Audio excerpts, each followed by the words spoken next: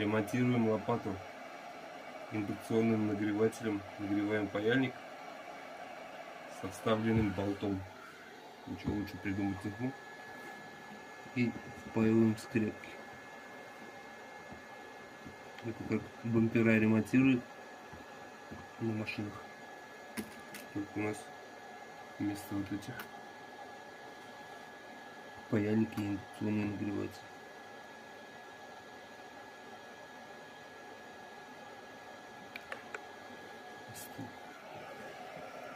Одного нагрева хватает на одну скрепку.